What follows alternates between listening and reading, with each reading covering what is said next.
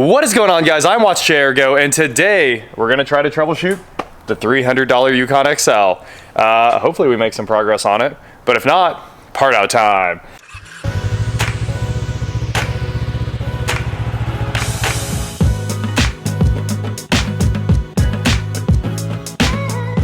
Before we jump on the Yukon, I want to check some boxes on the to-do list. So here is that nice new Jag for the S-Type R.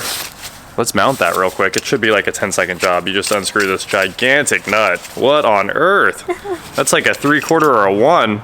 And then mount this thing. Okay, it looks like the socket is a 15/16. That should work out. It's a little loose. But we've got the nice new Jaguar key with the remote. Just feels right finally. Feels like a nice car. The original one here has a giant plastic nut. At least it's easy to change. Okay, you have to have something to try to lift the base up off the hood because it is adhesive. Let's shove this in here. Well, that wasn't too bad. A little bit of a pop.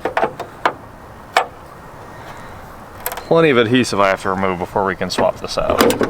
Well, the one pin lines up. I might have to remove a pin. Let me snap off that additional pin real quick. Hey, at least it's easy. You gotta give them that. All right, I just got all the adhesive off. Of course, I used my fingers to do it and had to roll all that adhesive off. You guys know how much fun that is. It always makes your skin all push back. It's really weird. So, get that nice and clean under the mounting surface there. Wipe the rest of the hood real quick. First things first, we're gonna put our adhesive onto our nice new one here. Try to get it all centered up so it doesn't overhang anywhere. Seems reasonable. Toss this down in here. Line up my pin. I'm gonna go ahead and get the nut started. Oh yeah. Suck that adhesive down tight.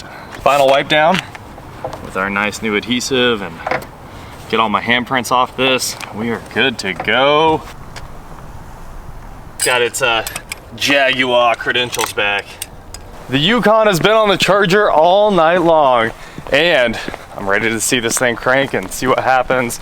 Right now we're going with the fuel pump or crank position sensor, and if it's neither of those things, it gets to come apart. All right, let's see what happens. Throw the key in and crank. Battery voltage looks like it's right at 12, that's good.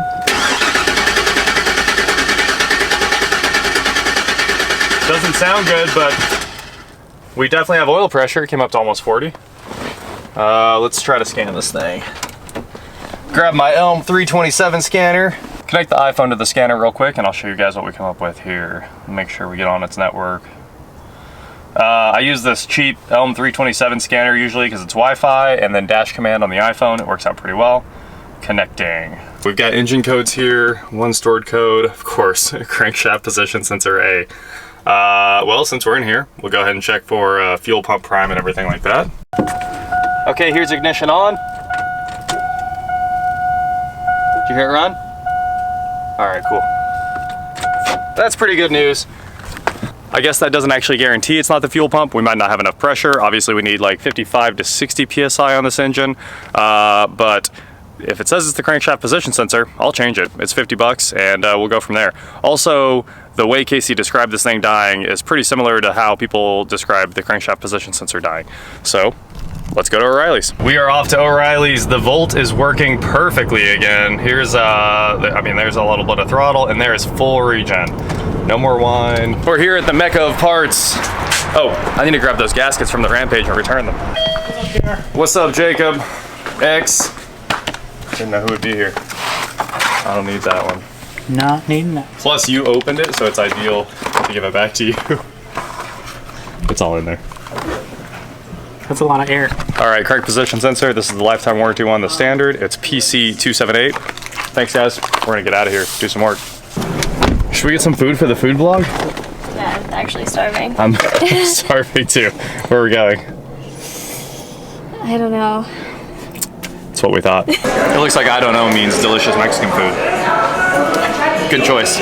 And we're back with our crank position sensor. Got my battery terminal tool here. and I didn't bring the key to the truck. I guess I'll go get that. All I know is the starter has to come out to change the crank position sensor. So we're gonna pull the battery, get the hood open the doors. We'll do it in that order, right? Battery first, then the hood. There we go. We're just gonna change this in the street because it's not that hard to work on an LS, and especially the starter on an LS. What on earth is up with this? Thing is jank. There it goes. Latch needs some lube. Key in my pocket. Okay, let's get this terminal off here real quick. Sparky. Very sparky. No corrosion, as we would expect from this just being changed. Leave that bad boy right there. That may be the most oil-covered 5.3 I've ever seen in my life.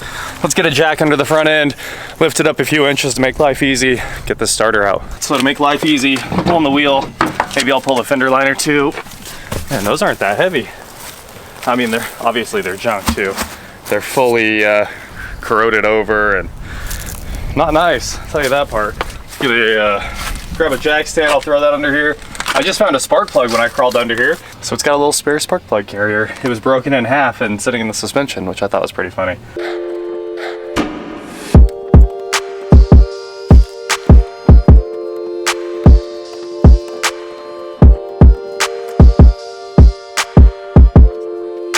There we go. There's our 10 on our crank position sensor.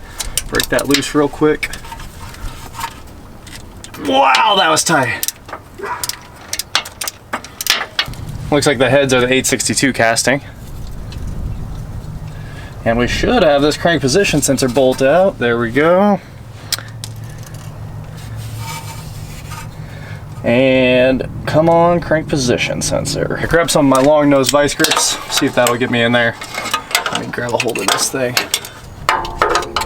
Hey, there we go. One crank position sensor. This is our new lifetime warranty one. Nice and pretty, fresh O-ring. Got lots of grease on my fingers, that should fix that.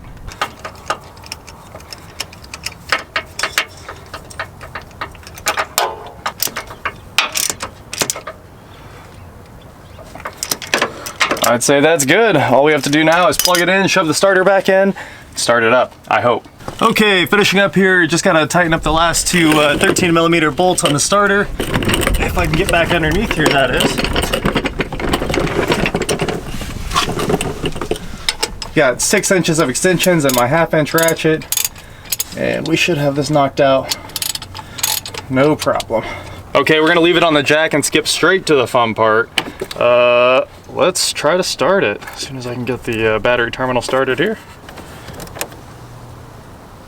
Check the positive while we're in here too. That's pretty loose. All right. Now, the all-important question.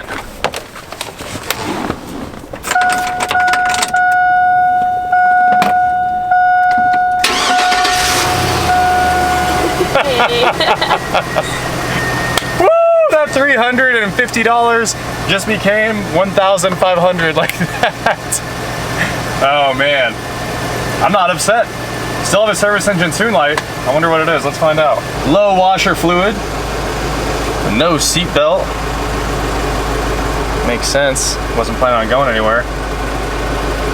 All right, Dashcommand's reconnecting. Always takes quite a few minutes. You excited about the $300? Super excited. Not bad. There's so many dogs in here. Well, YouTube comments, you guys were, so many dogs. You guys were right. You said if it's not the fuel pump, it's probably the crank position sensor. I figured if it primed, it wasn't the fuel pump. One stored code, crankshaft position sensor A, clear codes. Yes, clearing DTCs. There are no more codes. There are actually no codes though. Not even like O2. Not even, you know, right bank O2, voltage low. There are no codes. 0, 0, 0, 0. Wow. I'm not even gonna shut it off. Let's throw the wheel on it and go for a drive. Now, let's grab this jack stand. Jack stand out. Vehicle lowering. I need to put some push fasteners in there, that's for sure. You crank all these down to 100 real quick. Not bad. I got pretty close with the impact on too. Casey did say the fuel gauge is bad. And it now says low fuel, even though we know it only has 36 miles on a full tank. First drive. It seems really smooth. And there's no exhaust rattle like every single one of these has. What are you beeping about? There's literally no warning. What a truck. Well, this might have been the deal of the century. What do you think? I think so. I was not really expecting that $50 part to fix this, but hey, when OBD2 says something's wrong, it's usually right, honestly. It gives you enough information to get you close, that's for sure. So, I don't know what's next for it. Maybe we just throw it on Craigslist, get rid of it. Maybe we flip those manifolds upside down, throw some turbos out the hood. We'll see. I mean, the tires look fine. We should be able to hook for, you know, okay, it's not gonna hook at all, obviously, if we throw 1,000 horsepower at it. But we could see how long this old 5.3 holds up. You'll figure out on the next one. And that is it for today, guys. Please like, share, subscribe, do whatever you want to do, and I will talk to you next time. What do you want to do with it? Put all the dogs in it. That's it. I just want a race car. Also that. I can do both.